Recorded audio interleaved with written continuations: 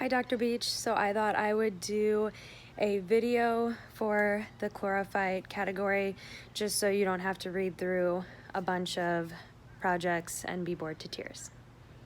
For chlorophyte, I was assigned Penicillus, which I don't know if I'm saying that correctly, but also with a lot of my research, I found a lot of information specifically on Penicillus capitatus. So a lot of my information is specifically on that species, but for taxonomic, an interesting finding, overall, Penicillus is a non-monophyletic calcareous algae, and it's found in the Eudacean genre. And so specifically for the non-monophyletic characteristic of it, its morphology arose twice independently. And this is very uncommon because normally with green algae species and genres, they are monophyletic, and this algae is non-monophyletic. For the ecology of Penicillus, it is often found in shallow subtidal waters in the Caribbean Sea, the Bahamas, Bermuda, and in Florida.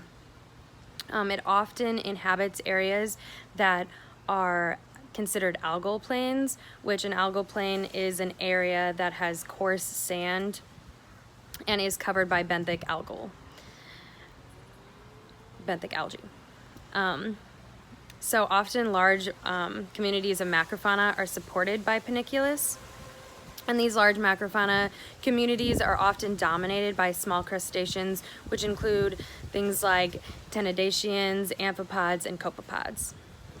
For the morphology of Penicillus, it is a bit confusing for me because I've never specifically studied algal morphology, but Penicillus is organized into interwoven coenocytic filaments that form a rhizodial base.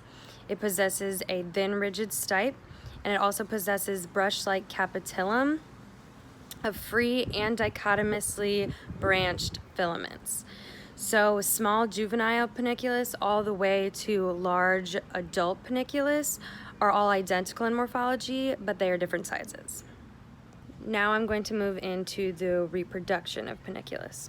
So this organism is dioecious, meaning that the male and female organs are on separate individuals, and an individual's sex can normally be identified within 24 hours before gamete release. So to identify the sex, the difference is that a male capitellum will have a distinctive lighter and more green color than the female capitellum, which will have a darker and more gray color. The start of fertility in Penicillus species begins with two occurrences. So first, the stipe is going to whiten, and that is due to migrating cytoplasm. And second, the capitellum is going to become slightly yellow, and that is due to the extension of uncalcified siphons. And this will happen overnight, around 48 to 60 hours before the gametes are released. Males will produce a biflagellated microgamete, while females will produce a spheroid gamete that's around 100 millimeters in diameter with a stephanocont flagella that's arrayed along a membranous sheet-like tail. And stephanocont just means that the flagella are going to have a crown of cilia along the anterior end. Gametes are negatively buoyant, and they are non-modal despite having flagella movement, so this causes them to sink quickly, and it limits their zygote dispersal. The release of these gametes usually lasts about 15 to 20 minutes long. And lastly, I was excited about getting assigned Penicillus because I did get to, that was one of the many algae that I had to learn while I was studying abroad, so I got to see it up close in the water. Yet I can't remember how to pronounce it because we did have to learn the scientific names such as Penicillus capitatus.